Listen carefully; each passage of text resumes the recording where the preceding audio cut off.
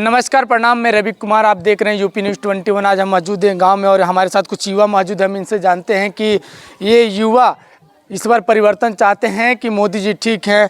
भी आपका परिचय और क्या चाहते हैं? युवा जो हैं, आप ये क्या चाहते हैं कि परिवर्तन होना चाहिए कि मोदी जी ठीक है? नहीं, अगर देश के मुद्दे पे देखा जाए तो कहीं तक सरकार सही है देश के मुद्दे पर, लेकिन यहाँ इस लोकसभा सीट पर परिवर्तन हो सकता है, क्योंकि जिस हिसाब से कैंडिडेट समाजवादी पार्टी ने दिया है, आर.के. चौधरी एक बहुत कद्दावर नेता हैं जिनको बच्चा बच्चा जानता है, तो सांसद के रूप में शायद आर.के. चौधरी इस लोकसभा से जीत सकते हैं। अभी बीजेपी की सरकार है, डबल इंजन की सरकार बताई जाए, 10 साल से सत्ता में है। अभी यूपी पुलिस का पेपर लीक हो जाता है, उन्होंने रिटर्न भी कर लिया, कहा कि 6 महीने के अंदर कराएंगे, एग्जाम कराएंगे। नहीं, तो इसमें जो पेपर लीक मामला हुआ है, इसमें युवाओं के अंदर काफ़ी मतलब निराशा हुई है, क्योंकि इतनी ज़्यादा मेहनत करते हैं, कोचिंगें करते हैं, लेकिन सरकार को अपनी मंशा को साफ रखना होगा और सही नीयत से भर्ती करना होगा। खाली चुनावी मोहरा दिखा के ये भर्ती खाली लॉलीपॉप नहीं दिखाना होगा, युवाओं को फिर से नौकरी देना होगा और जो वेटिंग में नौकरियां हैं उनको भर्ती करना होगा। शिक्षक भर्ती हैं, जैसे IRO का जो पेपर लीक हुआ, इस पे भी निगरानी होनी चाहिए सरकार की। बड़े बड़े मंचों से, टीवियों पे देखा जाता है कि सरकार अपनी अपनी स्कीम बताती है कि हमने ये किया वो किया, जैसे कि कहा जाता है कि रोडों का जाल बिछा दिया गया। क्या लगता है इस सरकार में विकास हुआ कि नहीं? विकास देखा जाए तो मोहनलालगंज लोकसभा में जो देखने को मिलता, तो सड़कें तो ऐसी कोई नहीं बनी है। 10 साल में ऐसी सड़कें कोई नहीं बनी जो कहा जाए कि यहाँ पे पलट दिया है, सड़कों का जाल बिछा दिया है। आप नगराम रोड देख रहे थे, कितनी बद से बदतर थी। ये ग्रामीण रोडें कितनी बदतर थी, तो वो तो नहीं दिख पा रहा है जो सरकार बोल रही है। अपनी मंशा को साफ करना होगा, सही नीयत से विकास करना होगा, खाली राशन और सिलेंडर का हवाला नहीं देना होगा, युवाओं पे ध्यान देना होगा, वरना युवा तो परिवर्तन चाहते ही हैं। युवा परिवर्तन चाहता है? जी बिल्कुल चाहता है। तो किसको चाहते हैं आप लोग? वैसे तो विपक्ष में देखा जाए तो एक ही पार्टी लड़ पा रही, वो समाजवादी पार्टी है जो विपक्ष में मजबूत स्तर से लड़ पा रही, ना वो कांग्रेस दिख पा रही है। उत्तर प्रदेश में ना? जी, उत्तर प्रदेश की बात की जा रही है, और तो समाजवादी पार्टी सबसे मजबूत विपक्ष की पार्टी भी है। तो मायावती और देखा जाए कांग्रेस, अन्य पार्टी कोई मुकाबला बीजेपी का नहीं कर पाएंगी, वो समाजवादी पार्टी ही कर सकती है।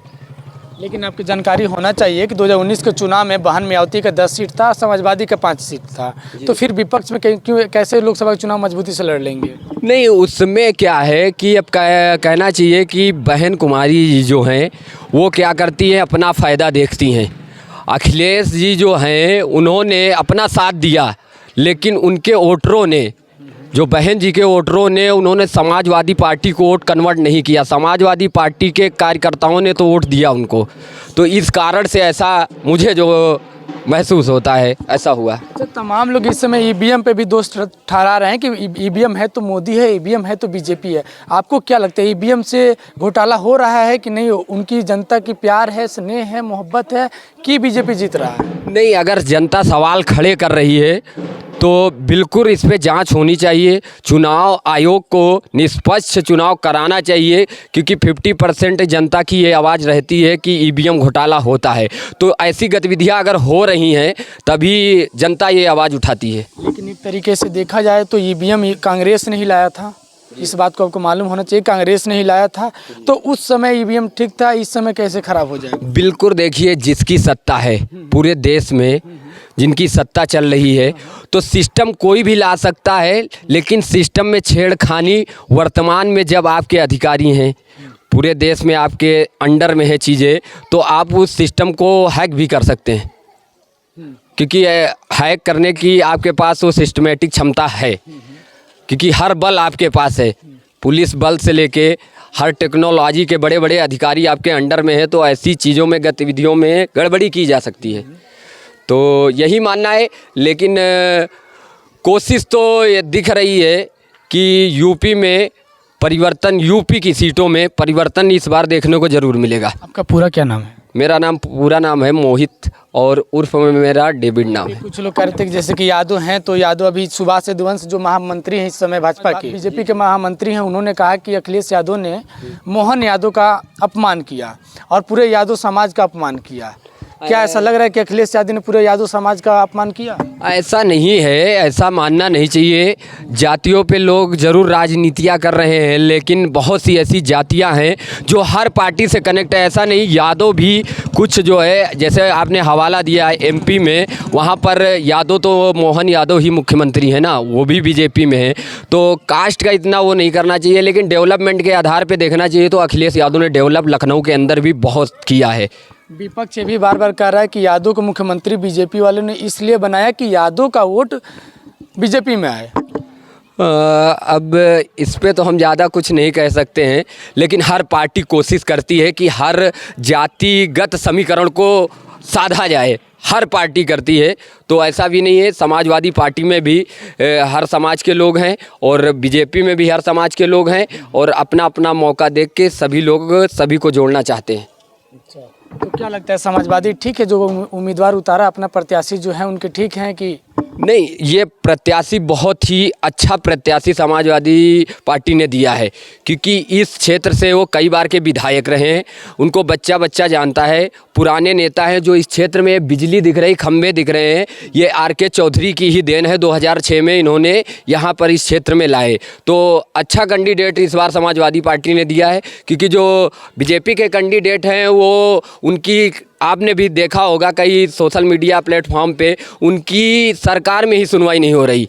उन्हीं की सरकार चल रही है, वो मंत्री हैं, उन्हीं के लोग अधिकारी उन्हीं की नहीं सुन रहे हैं। तो ऐसे सांसद को कोई फ़ायदा नहीं है, मेरा जो मानना है। मौजूदा में इस समय यहाँ पे सांसद कौशल किशोर जी हैं, उनको लेके आपको क्या कहना है? वो काम ठीक किए कि नहीं किए? कि पुष्पेंद्र पासी भी अपने चुनाव लड़ने की तैयारी में है, तो बीजेपी किस पे भरोसा दिखाएगी? मान लीजिए इन केस पुष्पेंद्र पासी पे दिखाती है, तो क्या चुनाव लड़ना सामना इनका होगा कि नहीं? अगर बीजेपी पुष्पेंद्र पासी पे दांव लगाती है तो जहां तक टक्कर का मामला हो सकता है, क्योंकि जनता हो चुकी है। 2 बार से जो सांसद रहे हैं वो हवाला देते हैं, सड़कों का देते हैं, पुलों का देते हैं, लेकिन कोई चीज़ इस क्षेत्र में बना नहीं पाए। तो पुष्पेंद्र पासी यहाँ से चुनाव लड़ते हैं, बीजेपी उन पे भरोसा करती है, अपनी उम्मीदवार बनाती है, तो यहाँ चुनाव लड़ना कठिन हो जाएगा दोनों पार्टियों के लिए। बिल्कुल बिल्कुल, ये मैं कहूँगा 60 और 40 का मामला जरूर हो जाएगा। 60 कौन? 60 समाजवादी पार्टी का बेस जरूर मजबूत रहेगा, लेकिन 40 पे पुष्पेंद्र पासी फाइट करके निकल भी सकते हैं। तो टक्कर का मुकाबला होगा अगर इन पर दांव लगाया जाता है। तो बीजेपी अब देखो किस पे दांव लगाती है। विकास हुआ कि नहीं हुआ? विकास, अब इस क्षेत्र के बारे में तो मैं कहूँगा विकास नहीं हुआ।